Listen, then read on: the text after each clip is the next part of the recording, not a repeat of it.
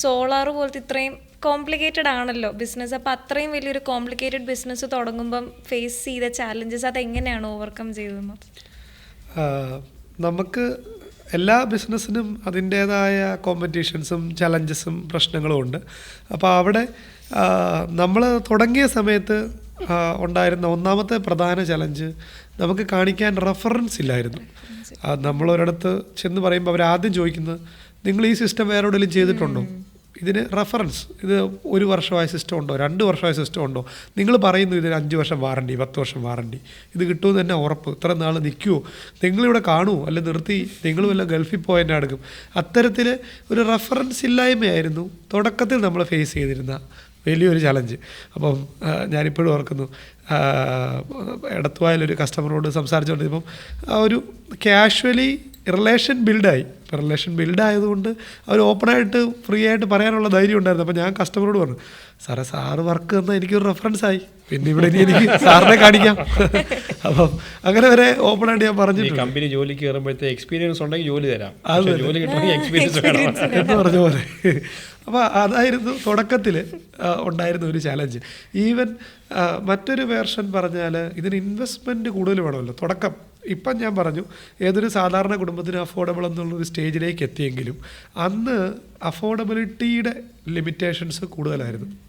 ഇത്രയും കോസ്റ്റ് 2 ലക്ഷം 3 ലക്ഷം രൂപ മുടക്കാൻ കപ്പാസിറ്റി വേണം.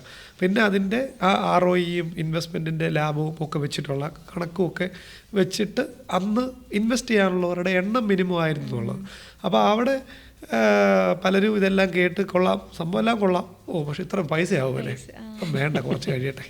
അപ്പം അങ്ങനെ ആ കറക്റ്റ് ആളെ കണ്ടെത്താനൊരു ചലഞ്ച് ഉണ്ടായിരുന്നു. അപ്പം അവിടെ ഞാൻ ഓർക്കുന്ന ഒരു 2 സക്സസ് സ്റ്റോറി ഞാൻ ഇപ്പോഴും എല്ലായിടത്തും പറയാറുള്ളൊരു എക്സാമ്പിൾ. ഒന്ന് കോഴഞ്ചേരിയിലൊരു ജോർജ് മാത്യു എന്ന് പറയുന്ന കസ്റ്റമർ. അപ്പോൾ അദ്ദേഹം നമ്മൾ 2-3 മീറ്റിംഗ് ഞാൻ പോയി കണ്ട് സംസാരിച്ച് അപ്പോയിൻമെൻ്റൊക്കെ റിപ്പീറ്റ് ചെയ്ത് കഴിഞ്ഞ് ലാസ്റ്റ് സ്റ്റേജ് ആയപ്പോൾ ഇത്രയും പൈസയൊക്കെ ആകുമല്ലേ. അവസാനം പുള്ളി പറഞ്ഞു, ടിൻസു സത്യം പറഞ്ഞാൽ ഇത് ഭയങ്കര ചിലവാണ്, എൻ്റെ ഇതൊരു 4000 രൂപ 3000 രൂപ മേളിൽ കറണ്ട് ബില്ല് അന്നത്തെ കാലത്ത്. ഇപ്പോൾ ഒരു 2000 കറണ്ട് ബില്ല് ഉപയോഗിക്കുന്നവർക്ക് ലാഭകരമായിട്ടുള്ള സ്റ്റേജിലെത്തി. എങ്കിലും അന്നൊരു 4000-5000 രൂപ മേളിൽ കറണ്ട് ബില്ലുള്ളവർക്ക് ലാഭമാകത്തുള്ളായിരുന്നു.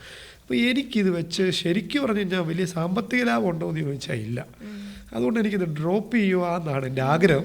പക്ഷേ ടിൻസുവിൻ്റെ ഈ ഒരു എഫേർട്ടും ഈ ഇതിനു വേണ്ടി ഇട്ട ഒരു കമ്മിറ്റ്മെൻറ്റും കൊണ്ട് എനിക്ക് നിനക്കൊരു ബിസിനസ് തരാതെ പറ്റത്തില്ല, അതുകൊണ്ട് ഒരെണ്ണം വെച്ചോ എന്ന് പറഞ്ഞ് എനിക്ക് ഓർഡർ തന്നു. അതുപോലെ തന്നെ പുതുപ്പള്ളിയിലുള്ള ഒരു ആനയൊക്കെ വളർത്തുന്ന, എനിക്കൊന്ന് ഇപ്പോഴും ഉണ്ടെന്ന് തോന്നുന്നു, ഇപ്പോഴും സേതു എന്ന് പറയുന്ന ഒരു ആന. അപ്പോൾ അങ്ങനെ ഒരു ആന കച്ചവടം തന്ന പോത്തൻ വർഗീസ് എന്ന് പറയുന്ന ഒരാളുണ്ട് പുതുപ്പള്ളി. അപ്പോൾ ആളുടെ ഇതുപോലെ കണ്ട് കൊട്ടേഷനൊക്കെ കൊടുത്ത് സംസാരമൊക്കെ കഴിഞ്ഞ് കഴിഞ്ഞപ്പോഴത്തേനും ലാസ്റ്റ് ആൾ പറഞ്ഞു, അത് ടിൻസു എനിക്ക് കാര്യങ്ങളെല്ലാം ഇഷ്ടപ്പെട്ടു, സംഭവമൊക്കെ കൊള്ളാം, നിൻ്റെ കൊട്ടേഷനും കാര്യങ്ങളൊക്കെ ഓക്കെ, നിനക്കിത് തരണമെന്നുണ്ട്, പക്ഷേ എൻ്റെ വീട് പണിയുന്ന എറണാകുളത്തുള്ള ഇന്ന ആർക്കിടെക്റ്റാണ്. അപ്പോൾ അവർ ഉള്ള കാര്യം പറയാമല്ലോ, ഞാൻ കയറി താമസത്തിന് തവി ഇളക്കാൻ വേണ്ടി മേടിക്കുന്ന തവി അവർ പറയാത്ത മേടിച്ച പ്രശ്നമാണ്, അതുവരെ അവരാണ് തീരുമാനിക്കുന്നത്. അപ്പോൾ അതുകൊണ്ട് അവർ സോളാർ ഇന്ന കമ്പനി ഇന്നത് എറണാകുളത്തു നിന്നൊരു ടീമിൻ്റെ വെക്കാൻ പറഞ്ഞേക്കുക, അതുകൊണ്ട് നിന്നെ എനിക്കൊന്ന് വിഷമിപ്പിക്കേണ്ടി വരും, ഈ വീട്ടിലെ വർക്ക് തരാൻ പറ്റുന്നില്ല, പക്ഷേ എന്നാലും എനിക്ക് അങ്ങോട്ട് മുഴുവനായിട്ട് നിന്നെ ഉപേക്ഷിക്കാൻ പറ്റുന്നില്ല, അതുകൊണ്ട് ഈ തൊട്ടിപ്പുറത്തെ എൻ്റെ പഴയ വീട്ടിൽ ഒരെണ്ണം നീ അങ്ങ് വെച്ചോളാം. അങ്ങനെ പറഞ്ഞിട്ട് പുള്ളിക്ക് വലിയ അത്യാവശ്യം ഇല്ലാഞ്ഞിട്ടും വേണേൽ വെക്കാം, അല്ലെ ഞാനത് വാടകയ്ക്ക് കൊടുത്താണല്ലോ എനിക്കത് ഉപകാരപ്പെടുമെന്ന് പറഞ്ഞ് വേറൊരു വർക്ക് നമുക്ക് തന്നിട്ടുണ്ടായിരുന്നു. അപ്പോൾ നമ്മളാ ഇടുന്ന എഫേർട്ടിനും കമ്മിറ്റ്മെൻറ്റിനും നമുക്ക് റിസൾട്ട് വരുന്നുണ്ടെന്നുള്ള ചില എക്സാമ്പിൾസാണ്. അപ്പം ചലഞ്ചസ് ഓഫ് കോഴ്സ് ഇങ്ങനെ 1 by 1 ആയിട്ട് വന്നുകൊണ്ടേയിരിക്കും. ഇപ്പോഴത്തെ ഒരു ചലഞ്ച് ഞങ്ങൾ നോക്കുമ്പോൾ പ്രൈസിങ് ആണ്.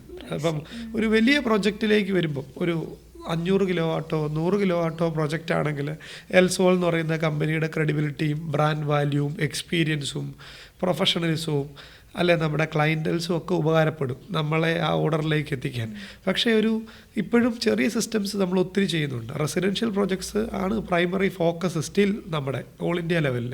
അപ്പോൾ ഈ റെസിഡൻഷ്യൽ സെഗ്മെൻറ്റിലേക്ക് വരുമ്പോൾ ചെറിയ കമ്പനീസ് ചിലപ്പോൾ കോസ്റ്റ് ഒത്തിരി കുറച്ച് ചെയ്യുന്നുണ്ടാവും, അല്പം ചിലപ്പം ക്വാളിറ്റിയിൽ കോംപ്രമൈസ് ചെയ്യുന്നുണ്ടാവും, അല്ലെ ആഫ്റ്റർ സെയിൽസ് കൊടുക്കുന്നതിൽ കോംപ്രമൈസ് ചെയ്യുന്നുണ്ടാവും. ഇല്ലെങ്കിൽ അവർക്ക് എക്സ്പീരിയൻസ് കുറവ് കൊണ്ട് കോസ്റ്റിംഗ് കറക്റ്റ് ആയിരിക്കത്തില്ല. ഒരു ലോങ് ടൈം സർവീസ് കൊടുക്കേണ്ടതിൻ്റെ കോസ്റ്റിംഗ് അറിയാൻ മേലാഞ്ഞിട്ട് ഉണ്ടാവാം ഇങ്ങനെ വരുന്നത്. അപ്പം അവർ നോക്കുമ്പോൾ, ഒരു കസ്റ്റമർ നോക്കുമ്പോൾ ഓക്കെ 3 കിലോ വാട്ടിന് എൽസോള് കൊട്ടേഷൻ തന്നിരിക്കുന്നത് 2 ലക്ഷം അല്ലെ 2,10,000. അപ്പം ഇന്ന കമ്പനി 1.95 തന്നിട്ടുണ്ടല്ലോ, അപ്പോൾ ഒരു 10,000 കുറവുണ്ടല്ലോ.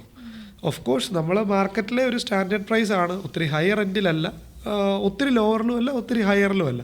പക്ഷേ എങ്കിലും അങ്ങനെയുള്ള കമ്പാരിസൺസ് ചെറിയ പ്രൊജക്റ്റുകളിൽ കൂടുതലാണ്. കോസ്റ്റിങ്ങിൽ ഈ നമ്പർ ഓഫ് കോമ്പറ്റീറ്റേഴ്സ് കൂടുമ്പോൾ വോളിയം ചെയ്തുകൊണ്ട് മാർജിൻ മാക്സിമം കുറച്ച് ചെയ്യാവുന്നുള്ള നിലയ്ക്ക്. പക്ഷേ അവിടെ പലപ്പോഴും നമ്മൾ കണ്ടിട്ടുള്ള, നമ്മളിപ്പോൾ ഒരു 100-ന് മുകളിൽ സിസ്റ്റംസ് പല കമ്പനികൾ ചെയ്തിട്ടിട്ട് പോയിട്ട് സർവീസ് കൃത്യമായിട്ട് കൊടുക്കാതെ പോയിട്ട് നമ്മൾ ടേക്ക് ഓവർ ചെയ്ത് സർവീസ് ചെയ്യുന്നുണ്ട്. നമ്മുടെ ഭരണങ്ങാനത്തെ അൽഫോൻസ പിൽഗ്രീം സെൻറ്ററിലെ ഉൾപ്പെടെ മറ്റ് കമ്പനി ചെയ്തിട്ട് നമ്മൾ ടേക്ക് ഓവർ ചെയ്ത് സർവീസ് കൊടുക്കുന്നതാണ്.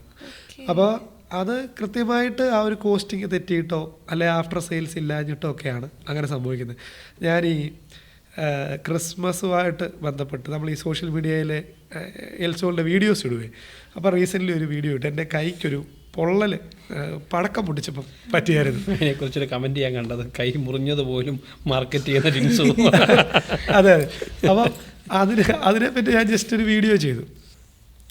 ഈ പൊട്ടൽ എന്ന് പറയുന്നത് എപ്പോഴും ഒരു നെഗറ്റീവാണ്. ബിസിനസ് പൊട്ടുക, പ്രസ്ഥാനങ്ങൾ പൊട്ടുക എന്ന് പറയുന്നത് ഒരു നെഗറ്റീവാണ്. പക്ഷേ പൊട്ടിയില്ലെങ്കിൽ നെഗറ്റീവ് ആകുന്ന സാധനമാണ് പടക്കം. അപ്പോൾ അത് പൊട്ടണം.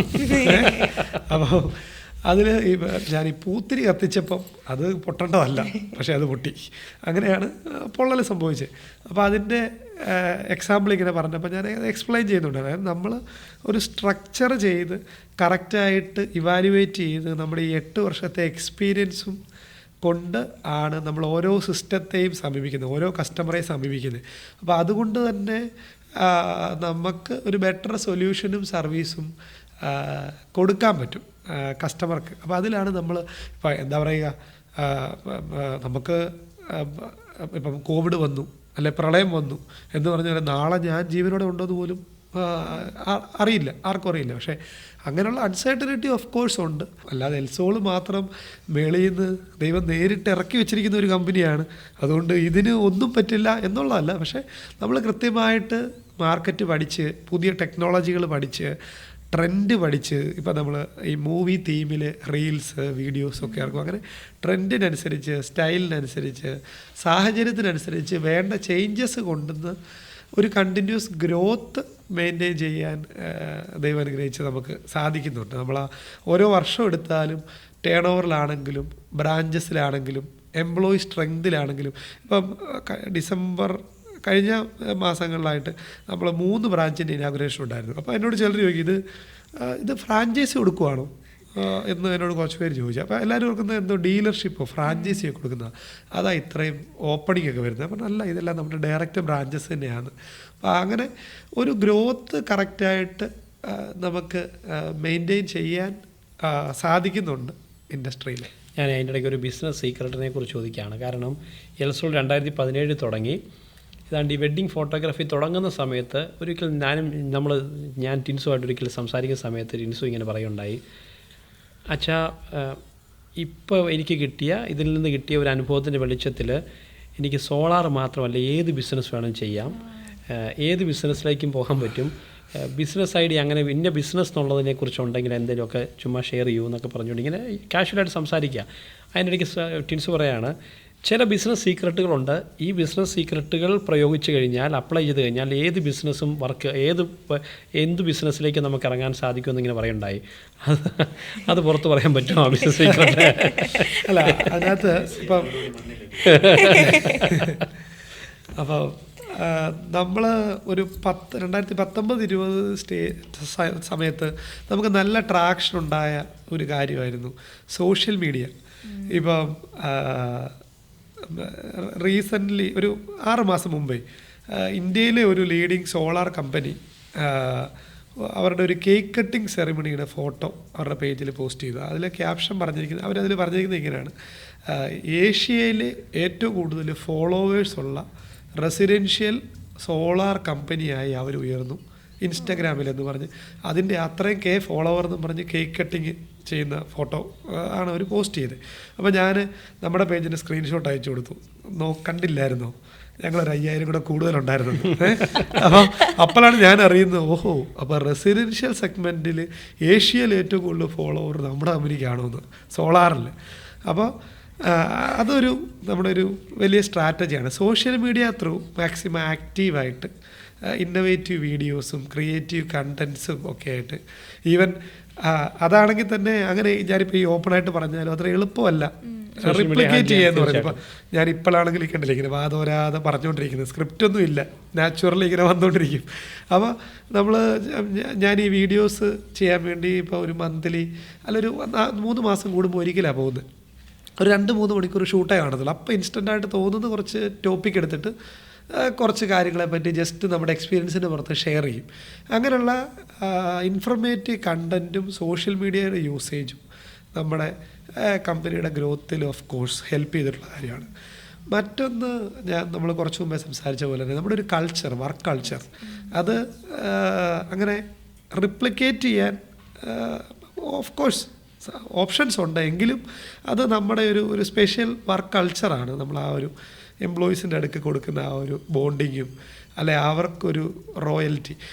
നമ്മൾ മുമ്പ് യുദീപ്തിയുടെ കാര്യം പറഞ്ഞില്ല, ഞാൻ ഓർക്കുമായിരുന്നു. ഞാൻ പണ്ട് ഞാൻ പറഞ്ഞില്ല ഇങ്ങനെ പുറകോട്ട് പോകുമ്പോൾ നമുക്കുള്ളിലൊരു കോൺഫിഡൻസ് തോന്നുന്നത്. അതായത് ഇപ്പം നമ്മൾ ഒരു സോളാറിൻ്റെ ഇൻസ്റ്റാൾ ചെയ്യുന്നു ഒരു കസ്റ്റമർക്ക്, അല്ലെങ്കിൽ ഒരു വെഡ്ഡിങ് ഫോട്ടോഗ്രാഫി ചെയ്യുന്നു.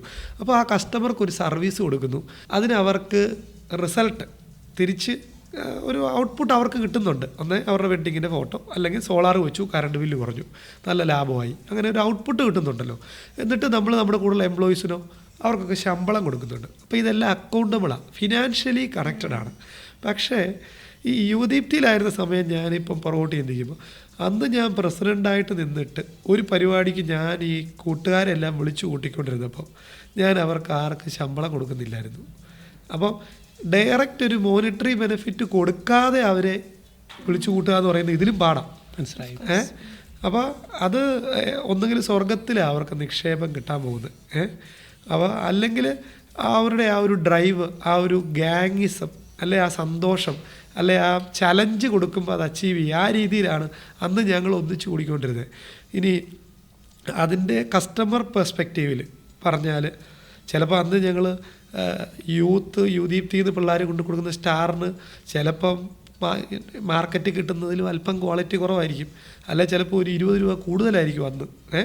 അല്ലെ കേക്കാണെങ്കിലും ചിലപ്പം കുറച്ചും കൂടെയും പ്രീമിയം ബ്രാൻഡഡ് കേക്ക്സ് ചിലപ്പോൾ മാർക്കറ്റിൽ അവൈലബിൾ. പക്ഷേ എങ്കിലും അവർ നമ്മുടെ പള്ളിയിലെ പിള്ളേരല്ലേ എന്ന് പറഞ്ഞ് ഇടവക്കാർ നമ്മളെ സപ്പോർട്ട് ചെയ്യുമായിരുന്നു. ഇനി അതല്ല, നമ്മളൊരു ചാരിറ്റിയുടെ പിരിവിനാണ് ചെല്ലുന്നെങ്കിൽ അവരുടെ കയ്യിൽ നിന്ന് പൈസ പോവുക, അവർക്ക് റിസൾട്ടൊന്നുമില്ല. അപ്പോൾ കൂടെ വർക്ക് ചെയ്യാനുണ്ടായിരുന്നവർക്കും മോണിറ്ററി ബെനിഫിറ്റ് ഇല്ലായിരുന്നു. ഇങ്ങോട്ട് നമ്മളെ സപ്പോർട്ട് ചെയ്തുകൊണ്ടിരുന്ന ആൾക്കാരും പല കാര്യത്തിലും മോണിറ്ററി ബെനിഫിറ്റ് നോക്കാതെ ഹെൽപ്പ് ചെയ്തിരുന്നവരാണ്.